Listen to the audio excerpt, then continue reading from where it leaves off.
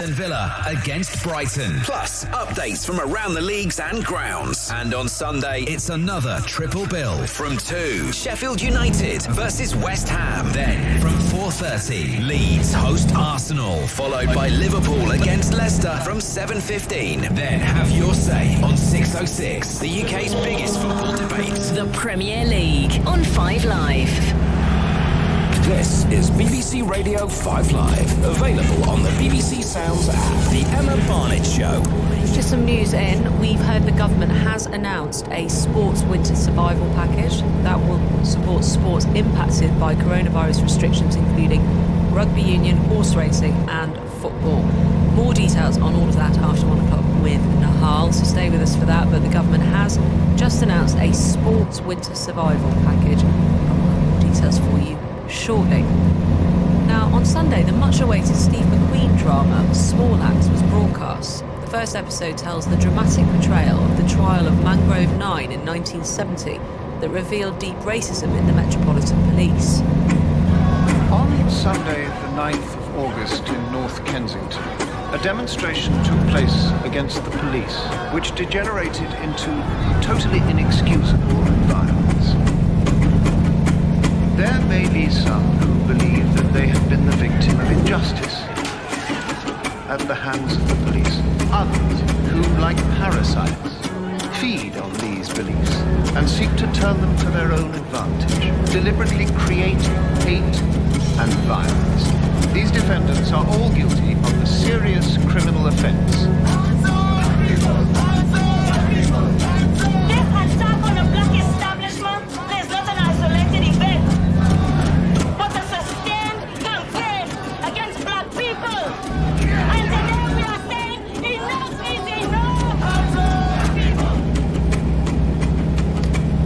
The Mangrove was a restaurant in Notting Hill that was popular with the black community. The police raided the restaurant 12 times between 1969 and 1970, saying it was a drugs den, despite the fact that their repeated raids showed no evidence. The owners and the staff, together with the newly formed British Black Panther movement, organised a demonstration. On the 9th of August 1970, 150 protesters marched to local police stations, demanding that police get their hands off the Mangrove. The organisers of the protest were arrested and charged for trying to incite a riot. The 9 were acquitted in a trial that lasted for 55 days. The judge said in his closing remarks that what this trial has shown is that there is clearly evidence of racial hatred on both sides. Well, Professor Beverly Bryan lived.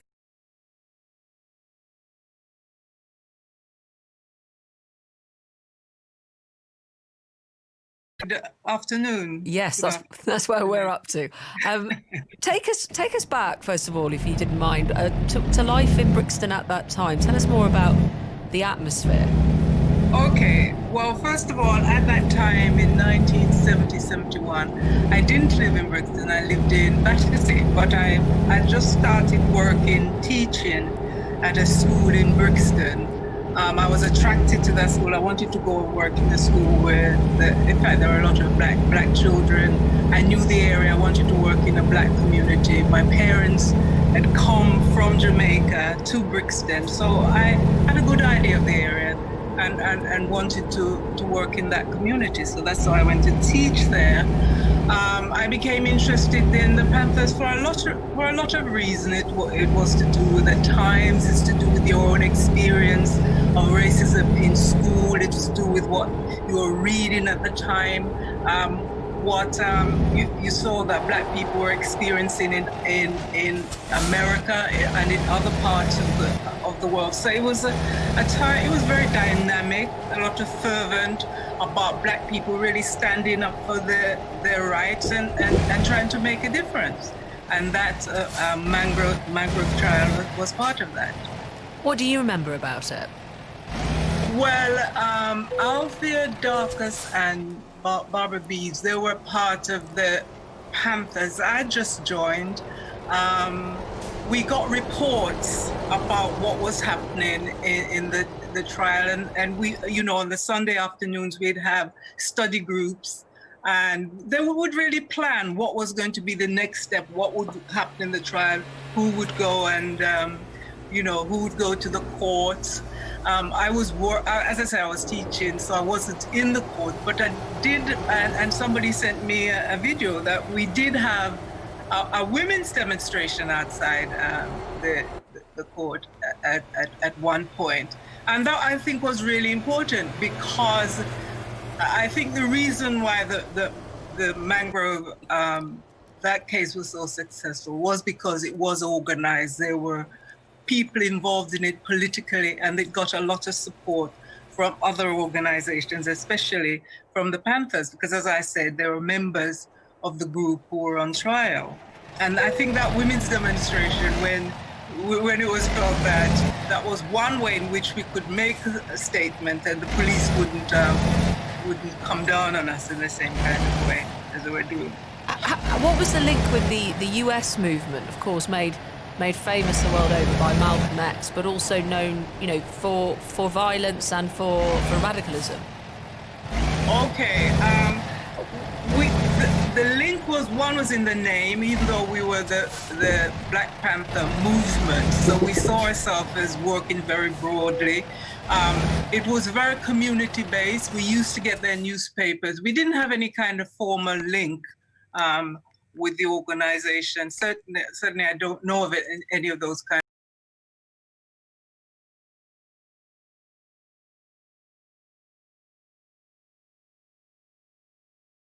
Communities, that being Black was not something that, it's not something you look down on. We were very proud. We use the term Black, and we use it to say, we were Black and beautiful, and we could organize, and we could face the racism in the society and organize to protect ourselves against it. And in terms of your particular feelings at this time and how you were feeling in terms of the authorities and that side of things, how would you describe it? My feelings, well, to me, the most important thing was that you can deal with things individually and say that if somebody would attack you on the street, you defend yourself. Or if as I just come out of school, and being called names, you could, get into a fight. But at that time, we felt, and I certainly felt, the most important thing was to organize.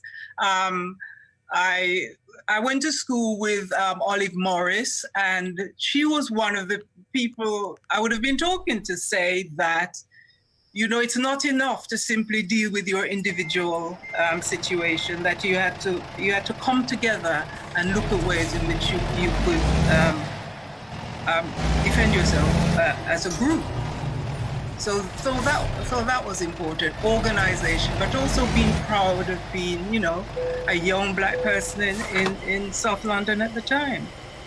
And this particular story, it's going to come to a much bigger audience, and people may also have remembered it but forgotten some of the details through this drama, Steve McQueen's drama, Small Axe. I don't know if you've been able to see it. No, I haven't been able to see it because I live in Jamaica and we don't get BBC. But I'm sure I'll be able to get it before long through some means or the other. But how important do you think it is that people know about the trial of Mangrove 9? I think it is important because it's important in saying that when you organize and stand up for yourself, you can actually make a difference. And I think it's important to people now who are involved, say in the Black Lives Matter movement, because this wasn't the only case. After the Mangrove 9, there were cases like the Railton 4, the Brockwell 3, and the Oval 4, a case that I think came to light quite recently, where 3 young men were arrested, and what it turned out is they were fitted up, as I said, by the Metro. That was proved because Winston True fought for nearly 50 years to get the conviction overturned.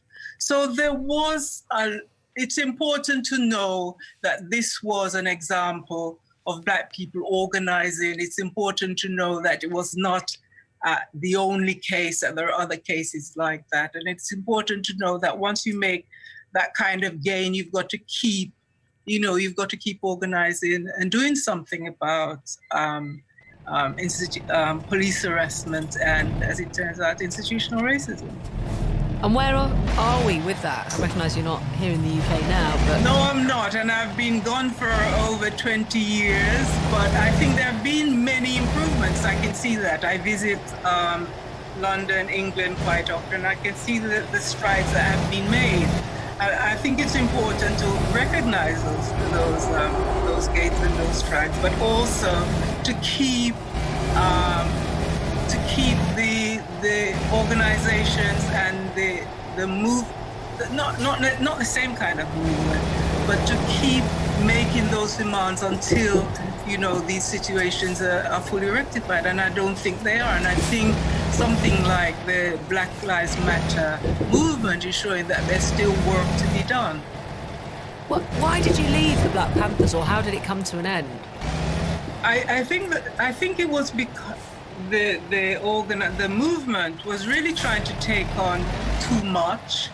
There were too many. There were different voices wanting to go in different places.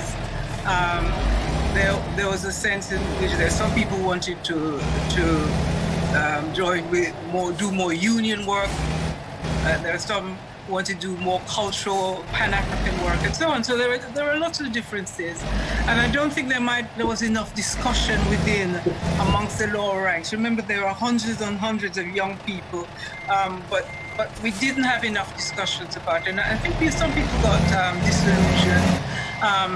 I stayed within the movement, but not within the Black Panthers, because that organization, in fact, broke up. We continued working in Brixton, in the Brixton Black Women's Group.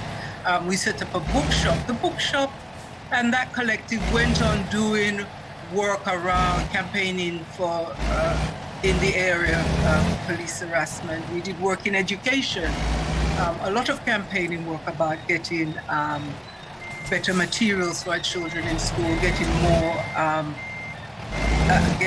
black teachers in schools and so on. And the women's group also continued really trying to inform and to educate ourselves in our community about the situations for women and the situation for black women in Brixton, in the country, and in the world.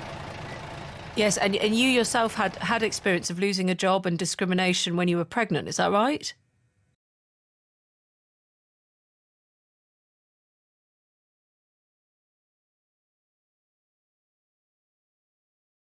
I haven't had those kinds of personal experiences. Part of the reason, I think, is because I've always been in some organization. As I said, I was in the Panthers and the Women's Group, but I've always felt that if you're working, as I say, as a teacher, I was always very active in the union.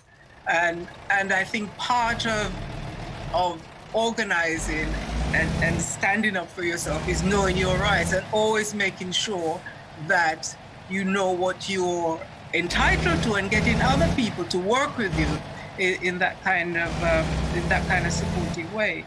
So no, that didn't happen to me. Oh, forgive me, I thought that did, but we're of course looking across all of these campaigns and people. But we did come across people where women who would come to our women's group with those kinds of issues, and we would support them either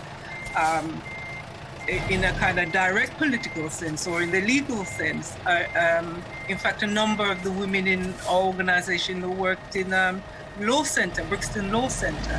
So that was one place where women in the community got a lot of support. Do you still campaign? Do you still organise? Not in that kind of direct way. When I came back to Jamaica, I was recruited to teach at the University of the West Indies, mainly training teachers of English.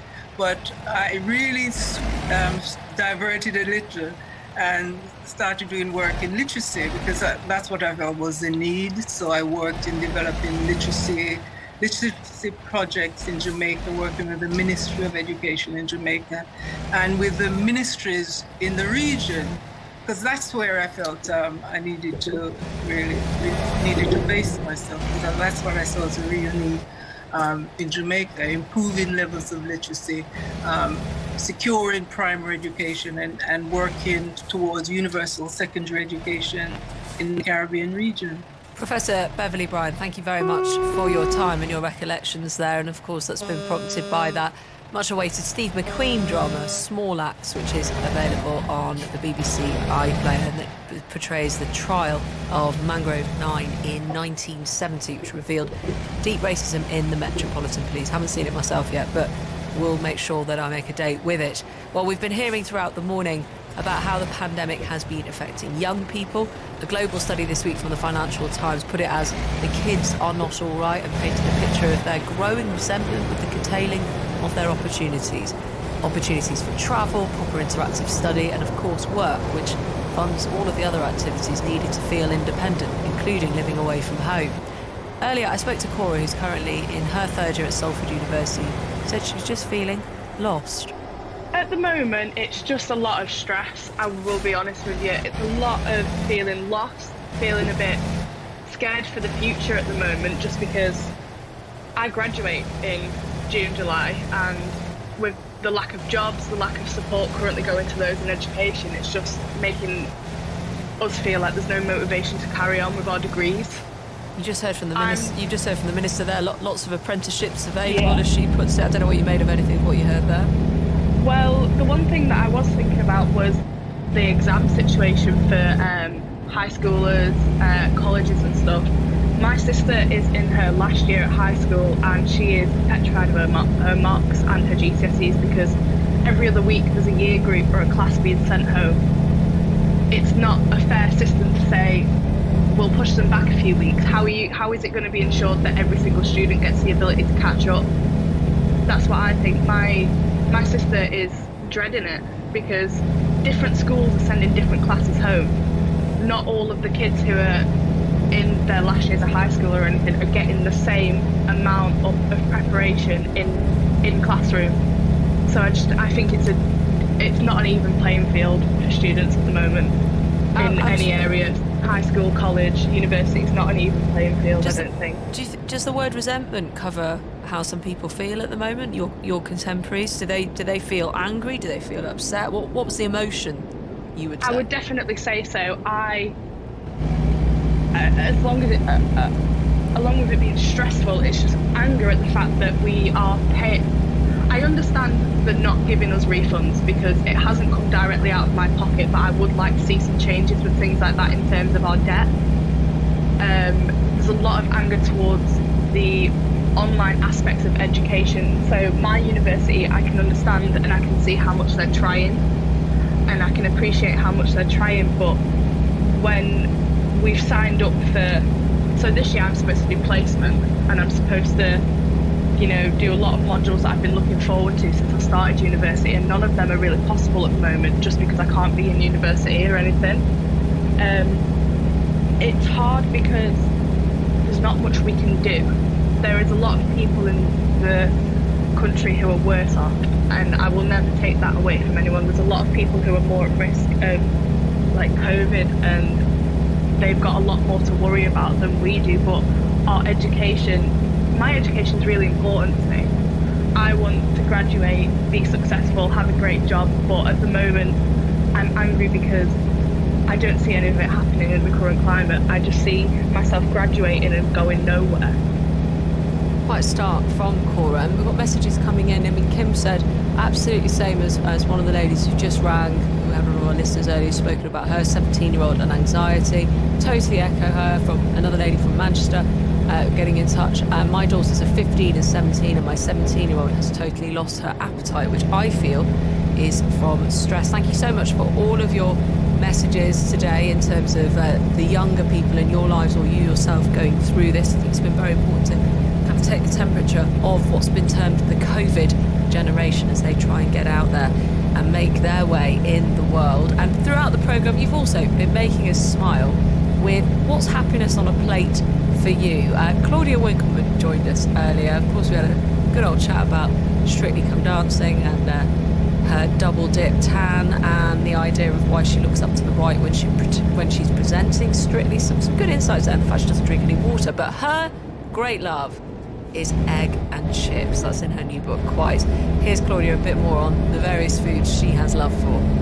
I love Christmas food. I like brandy butter on toast. I'll start eating that every day for breakfast from December 1st. But there is certain food. I can't believe I was talking, I think, in a chapter about often it's just the little things. Like we sometimes we can think, oh, if I just went to Paris with 3 girlfriends, or oh, if I, it's never that. I mean, nobody's ever done that, but it's other than in the films. It's never that. It's the little things, and egg and chips for me, it's my dad's favourite meal ever. So that's how we would celebrate. Other people would go and have steak or whatever, and we would go to the local cafe and have egg and chips and very strong tea with as much sugar in it that will dissolve. And I think it's the answer. And when I was pregnant, like 18 years ago, another girlfriend of mine was pregnant at the same time, and we found a cafe that only served, it's now closed, only served egg and chips. That was all they did. And you could ask for it either on top of the chips or you could ask for it on the side, but otherwise they weren't taking any other instruction. I like it. It's pure. It's pure. Just pure. They know what they're doing, and pure joy for a lot of people. Although people were saying you have to have your own eggs cooked by, you have to do it yourself or someone who knows how to do it. Ordering out is quite risky with eggs. It's panicky because I don't like a wet egg. No. I mean, there's nothing. I mean, I could talk about eggs. Let's not talk about the book. I could talk about how to fry an egg for the next 40 minutes. Your ears will bleed. Of all the things I thought you were going to say, I don't want a wet egg. I don't want a wet egg. It has to have some crisp at the bottom, and preferably fried in butter. Preferably fried in butter. I'm happy to go and have some lunch now off that. Liver, a rasher of back bacon, a Cumberland sausage, chips, marrow fat, peas and onion gravy. I don't care how working class that makes me, says Linda on Twitter. I think that sounds incredible. Anything with marrow. Anything. Corned beef, hash and beans, says Rick. I'm afraid she's right, says Paul. Anything else is debauchery. Chips made in the oven, though, with olive oil? No. Got to have proper chips. She did say later that they do need to be made properly, because you might have to substitute here. Saturday's treat, says Keith. Ham, eggs and chips. Home-cooked ham, free-range eggs and thick Maris Piper chips. Unbeatable. But ceviche, there you go. Some raw fish coming into the mix. Comfort food for me, Emma. Tomato soup, yep, that one, and chilli sauce and crusty white bread equals a happy soul. Mike, I'm happy to hear you're a happy soul. It's lovely to end with a bit of joy and a bit of comfort talking to you today. We've got one from Mikey. My life's instantly better for having listened to Claudia on 5 Live. I'll be trying the egg and chips, buying a book and embracing all of this, the power of a firm and timely no. Thank you. Yeah, we did also talk about the importance of that in your life. Thank you for all of your contributions today. Keep it here with us on 5 Live. That's me for the week. Have a lovely one. Nahal's next. Emma, thank you very much indeed. OK, what have we got coming up for you? We're going to be looking at £300 million emergency funding that's just been announced for certain sports in England. Also, we're going to be talking to Amy McDonald and hearing about her new album. Plus, have you managed to get your hands on a PlayStation 5? Well, we're going to be discussing that. It's Must Play, our monthly games review as well. On digital, BBC Sounds, smart speaker and online. This is BBC Radio 5 Live. BBC News at 1 o'clock. This is Anthony Birchley. The developers of the Oxford vaccine hope theirs can be cheaper than others and can be made available quickly. More than a third of restaurants and hotels fear they might soon have to shut for good. And as the pandemic continues to damage the film industry, the Wonder Woman sequel is to be streamed on the same day as it hits cinemas. The team developing a coronavirus vaccine in Oxford say they are working constantly with regulators to help make the jab available as soon as possible. The latest trial data shows a strong immune response in adults in their 60s and 70s, and it's hoped more results will be available before Christmas. The British government has ordered 100 million doses of the vaccine developed by Oxford University and AstraZeneca. Here's our science correspondent, Palab Ghosh. Older people have weaker immune systems. This can mean that vaccines aren't as effective on them as they are on younger age groups. But early results from the Oxford trial show that this may not be the case with their vaccine. Researchers say that if their vaccine is found to be effective, it will be cheaper than those announced recently by Pfizer and Moderna, which use more recently developed technology. They claim to have greater manufacturing capacity in many parts of the world, meaning their product might be available more quickly. One of the scientists advising the government on COVID-19 has said that households mixing at Christmas would pose substantial risks, particularly for older people. Professor Andrew Hayward said his personal view was that far too much emphasis was being put on having near-normal festivities. Ministers are looking at how to relax restrictions so families can celebrate Christmas together. A study suggests a third of businesses in the accommodation and food services industry have little or no confidence they'll survive the next 3 months. Figures from the Office for National Statistics also show the number of adults working exclusively from home has risen again to 31%, the highest since mid-June. Our economics correspondent, Andy Verity, has been looking at the findings. The ONS figures published this morning cover the last 2 weeks of October, when the circuit breaker began in Wales, and there were tougher restrictions in some Scottish local authorities, but before England entered the renewed lockdown.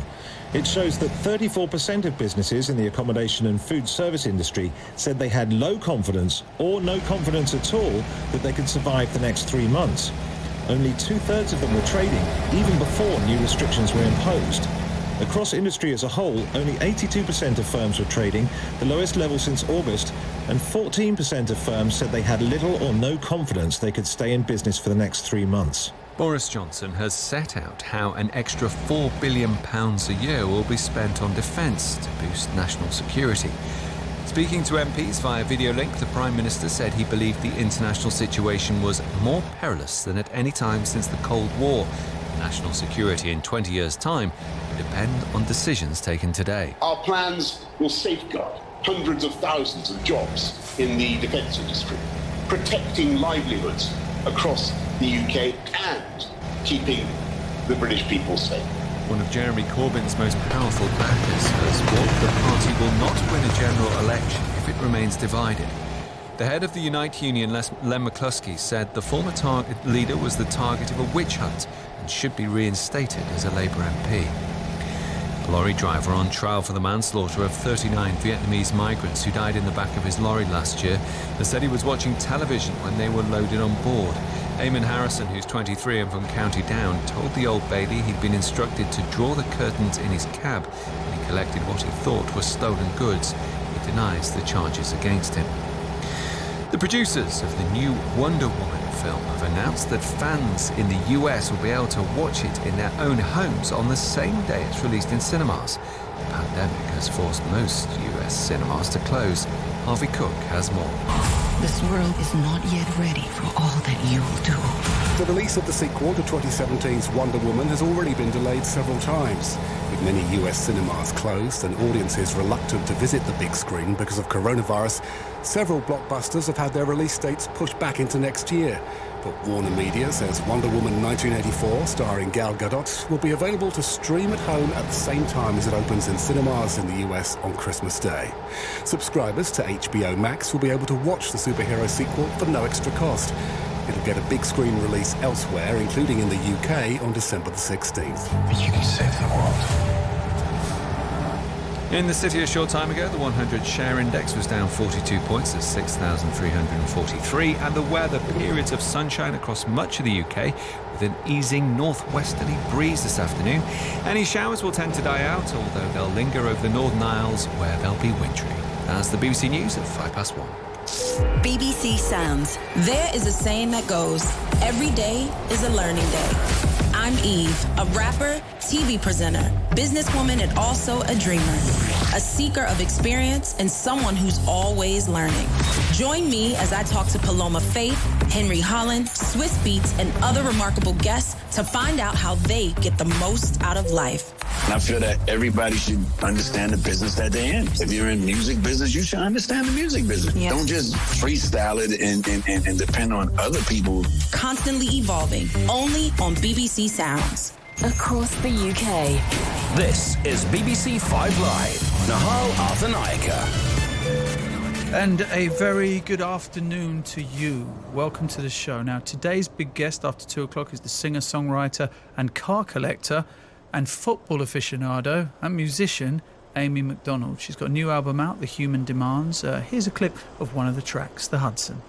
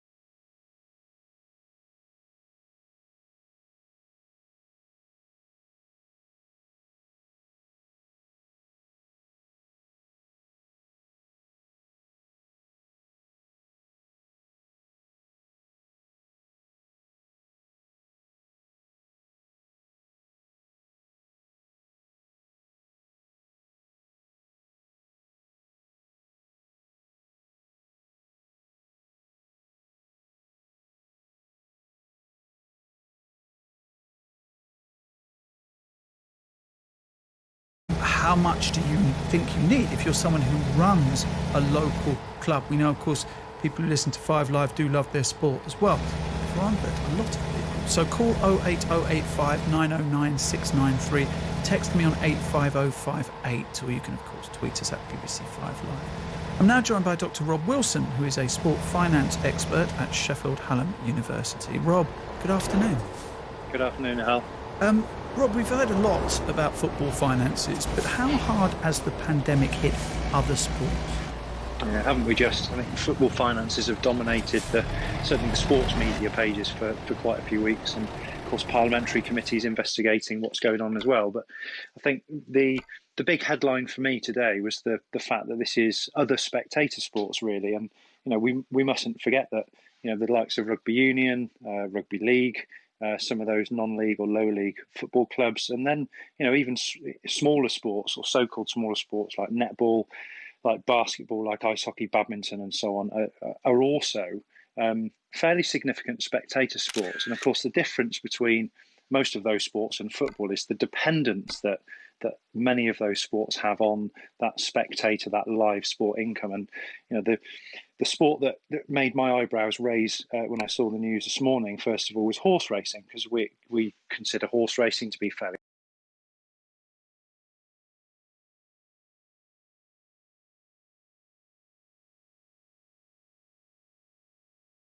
the tens of thousands.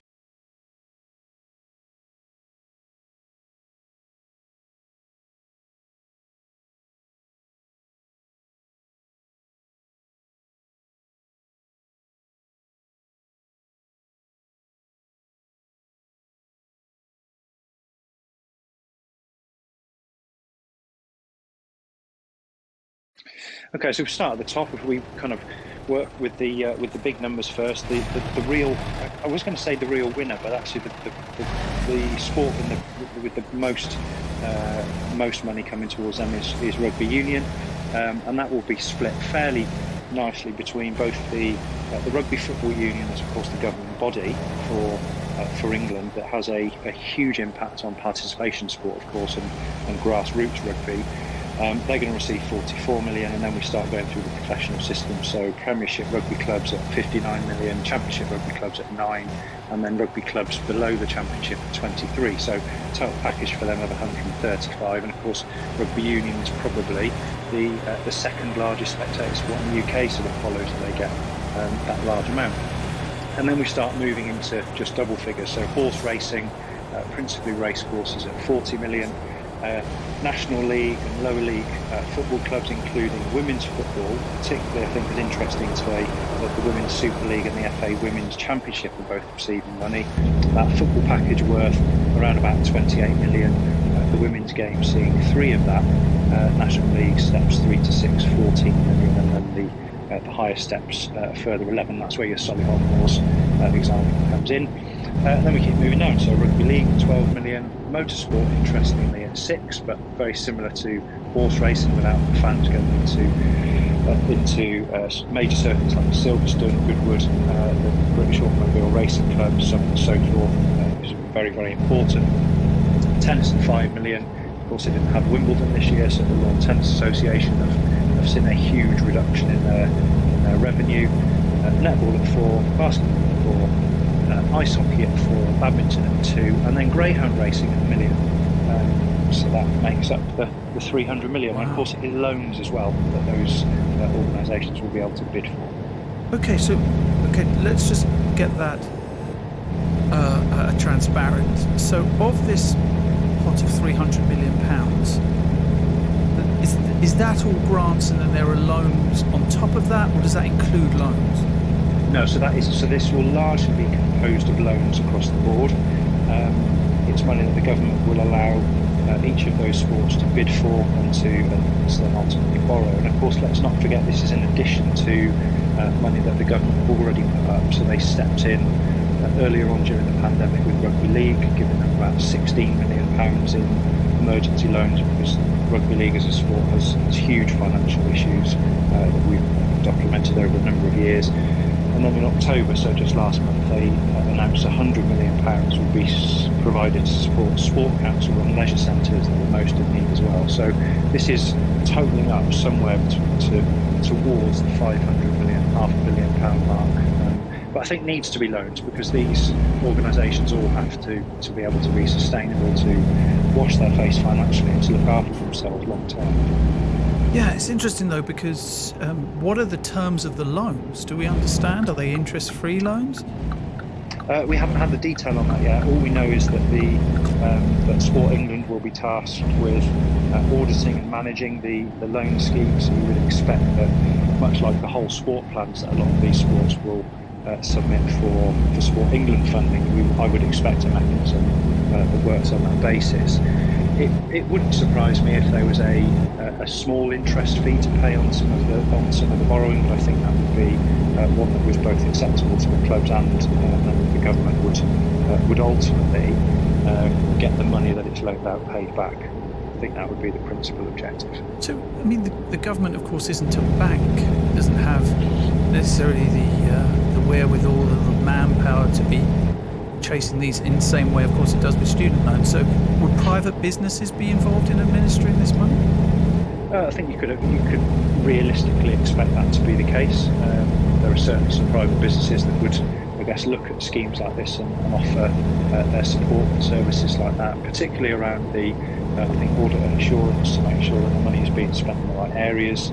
You would imagine that there will be a level of restriction to the use of the funds as well. So I don't think what these are going to be is handouts to the clubs to do with what they want. I think there will be quite specific things that the government are asking clubs to do, and that might be improvements in infrastructure, making sure there are participation opportunities for grassroots organisations, rather than just money straight back out through the system towards players, owners, directors and that type of thing.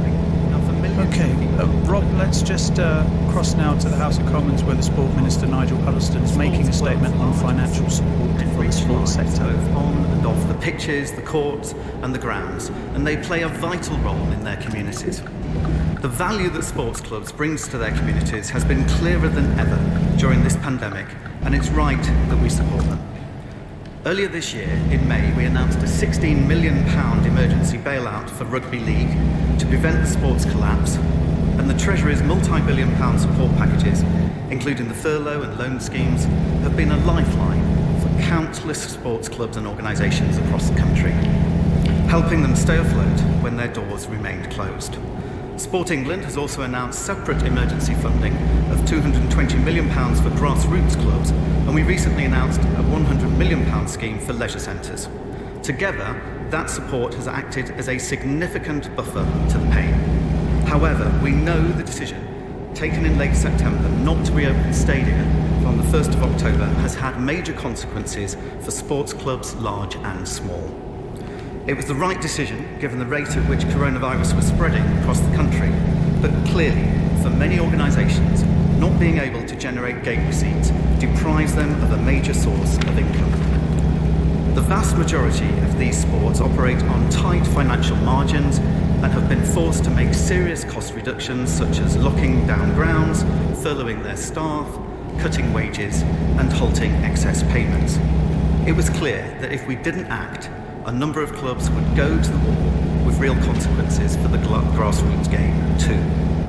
That is why, over the past few weeks, we have been working tirelessly with the sports sector to understand the very real pressures they are facing as a consequence. Madam Deputy Speaker, we promised to stand by them when we made the decision to postpone the return of fans. So today, I am pleased to announce a £300 million sports winter survival package to see major spectator sports through this very difficult period. The majority of this funding will be given through low-interest loans with flexible repayment terms, with grants where organisations are unable to repay loans. This package will focus on those sports severely impacted by the restrictions announced in September and is the largest announced by any government for its domestic sports sector in the world. Provisional, and I must stress, these are provisional allocations of funding by sport, have been made on a needs-based assessment process and reflect the submissions made from the individual sports. Recipients will still need to apply. The funding process will be overseen by an independent decision-making board and supported by Sport England. I can confirm, Madam Deputy Speaker, that it will include a top-up for Rugby League of up to £12 million, as well as cash injections of up to £28 million for the National League Football and Women's Football, up to £135 million for Rugby Union, and up to £40 million for horse racing, as well as up to £6 million for motorsport, up to £4 million for netball, up to £4 million for basketball, up to £4 million for ice hockey, up to £1 million for greyhound racing, up to £5 million for tennis, and up to £1.6 million for badminton. And today's provisional allocations aren't the end of the story. The door is open for any sport to apply where there's a need. And this includes cricket and others who aren't in the initial list of allocations. Full details of the application process will be announced by Sport England shortly, with the first tranche of support expected to be distributed to clubs and bodies before the end of the year. And in the meantime, if any individual club is facing imminent collapse, we will work with them through their national governing body. And based on the information sports have given us, this package will help them survive until the spring. Of course, we would all prefer to see fans back in stadia. Spectator sports need spectators, and with the real progress we are making on vaccines and testing, this goal is now firmly within our sights. But until then, we have stepped in, not just to protect individual clubs and organisations, but entire sports and the communities they serve. And I commend this statement to the House. Shadow Minister Alison McGovern. Thank you, Madam Deputy Speaker, and I would like to thank the Minister for sight of his statement and also for the accepting manner in which he has dealt with mine and other members' pestering on this subject. I would also like to thank, through you, Madam Deputy Speaker, all the civil servants at the Treasury and at DCMS for their hard work on this support package for sport. It is not unnoticed, and we do thank them for it. However, as I mentioned, getting to this point, Madam Deputy Speaker, has taken cross-party pestering, and meanwhile, sports are hanging on a thread. And I know, Madam Deputy Speaker, for the Treasury, sport in the context of the UK government's spending is almost a rounding error. It's a comparatively small commitment on the very, very big Treasury spreadsheet. But that fact is irrelevant to how important sport is to families in all of our constituencies. It plays a huge role in the life of our country, and given its place in keeping us healthy, we did need a swifter response than this. And that's particularly the case when we see how sport has been messed about. In August, with Eat Out to Help Out and the Prime Minister saying he wanted to see bustle, sports were told it was full speed ahead towards the reopening in October, until Number 10 executed a sharp about turn, and since then the pace has been slow to glacial. So in order to speed things up, can I help the Minister with some questions that hopefully will prompt action? In 2 weeks' time, the current lockdown arrangements will come to an end, and we hear rumours of returns to the tier system. So, can the Minister please clearly explain what this means for grassroots sport? There are so many people, Madam Deputy Speaker, who rely on swimming, their football team, their rugby game, their running club, their round of golf for their mental and physical health. And the lack of sport is doing our country a damage. It cannot be for much longer, and this is especially true when it comes to our nation's children. So will the Minister please tell us, when can children return to training? Robbie Savage. Frustration till when we can play sport, and we need answers. Next, we need to know that the money he's announced just now will reach sports quickly, and the Cultural Recovery Fund did not reach cultural organisations quickly enough. So can we make sure we have no repeat of that experience, and will he commit to coming back to the House next month to explain the detail of the effect of this funding? Will it reach disability sport effectively? And will the funding support women and men's sport absolutely equally by penny piece? And what measures has he made sure will put that in place? We live in uncertain times, Madam Deputy Speaker, and the once predictable sporting calendar has been shifted all over the shop. So will the Minister commit to keeping this situation under review? I think I heard him say that he's got an open door for anyone who needs help in the future, and that's a good thing, and I welcome it. So in relation to that, the Minister's explained these funds are in response to the cancellation of the very slow piloted return of spectators that we were expecting from the 1st of October. And we had an extensive debate on this only last week in Westminster Hall. So can the Minister bring us up to date on that? What is the truth of the rumours that spectators will return, but only in line with the as yet unannounced tier system? And there's also rumours concerning the number of spectators. Is it true that the cap will be 1,000 people? And whilst we're on the subject of the concerns of members of this House, Madam Deputy Speaker, we have another Westminster Hall debate coming up next week on the governance of football, and I expect to see many members of this House there next week. So I would suggest that if the Minister can't give us full details of the fan-led review of football at the dispatch box today, I would suggest that he does so next Wednesday. And finally, Madam Deputy Speaker, I know it won't have escaped your notice that the government started this crisis accusing Premier League footballers of not doing their share. And they ended the summer U-turning on child poverty in response to the heroic campaigning of a Premier League footballer. And that should be a lesson to the government. Sports people have been messed about month after month, but the British people want better. So my final question to the Minister of this is this. In the face of a deadly virus, nothing matters more than public health. So where is the comprehensive plan for well-being right across the UK? This funding announcement today is a panicked response to a bad situation made worse by government incompetence, and the country deserves better. That's Alison McGovern there, who's the Shadow Sports Minister, replying, of course, to the Sport Minister, Nigel Huddleston, who made a statement on financial support for the sports sector in the House of Commons. So, look, if you're involved in some of these sports, in netball, ice hockey, tennis, women's league football, then get in contact with us. You know, I'd like to know horse racing, especially rugby league and rugby union. Be interested to know what you think about this package and how easy you think it is to, well, at least access the money. You may not get the money, but at least access, to not have to go through lots and lots and lots of red tape and go through lots and lots of hoops to be able to do it. I mean, it has to be justified, of course, it's taxpayers' money, but how will you do it? Tennis clubs, ice hockey clubs, netball clubs, 85058 is the text number. And thank you, by the way, for everybody that's texted in about a man they would like to nominate for International Men's Day. I've got loads of these texts in front of me. I'll read as many of them out as I possibly can throughout the show, so keep them coming in on 85058 as well for International Men's Day. All right, we'll go back and have more of a conversation about this particular issue, the sports bailout, with Dr. Rob Wilson, who's a sport finance expert at Sheffield Hallam University. We'll also be speaking to Kat Ratnapala, who's the director of netball at the Super League franchise Saracens Mavericks. But that's after the headlines at 1:30 with Anna Hodges. On digital, BBC Sounds, smart speaker and online. This is BBC Radio 5 Live. The team in Oxford who are developing a coronavirus vaccine say they're working constantly with regulators to help make the jab available as soon as possible.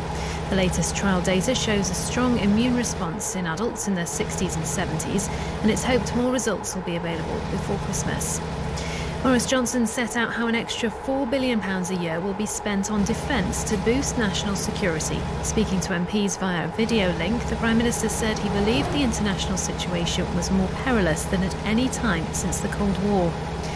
A lorry driver on trial for the manslaughter of 39 Vietnamese migrants who died in the back of his lorry last year says he was watching television when they were loaded on board. Eamon Harrison, who's 23 and from County Down, denies the charges against him. The new research has found that 60% of UK museums and galleries are worried about their survival. The Charity Art Fund says many of them are in a perilous position. Now with the sports, here's Katie Shanahan. And we'll start with some good news, shall we? And especially for Manchester City fans, as Pep Guardiola has agreed a new 2-year deal at the club. His present contract was due to expire at the end of the season. So let's get more on this from our football reporter Simon Stone. Simon, this must be a massive relief for City. Absolutely. I think there's been a feeling that Guardiola would extend his stay at the club, but until he signs a deal, you're never quite certain, and Guardiola obviously is one of the foremost managers in the world, so City wouldn't want it to lose him, but I think Guardiola's still this sore of not being able to complete a successful Champions League campaign either at Manchester City or without Lionel Messi in his squad. I think that is a determining factor, and Guardiola said he's happy, delighted. He said having the kind of support that he's getting from City, it's the best thing any manager could have. So he's committed himself for another 2 years, and that will take him up to 7 seasons at Manchester City. Because Guardiola's old club, Barcelona, have gone through some turmoil recently. Was he ever in the frame to return there next summer? Well, there's always been this belief that Guardiola would eventually go back to the Nou Camp, and with all the turmoil, as you say, around Lionel Messi's future and the new president, there was a feeling that Guardiola could be enticed back. The leading presidential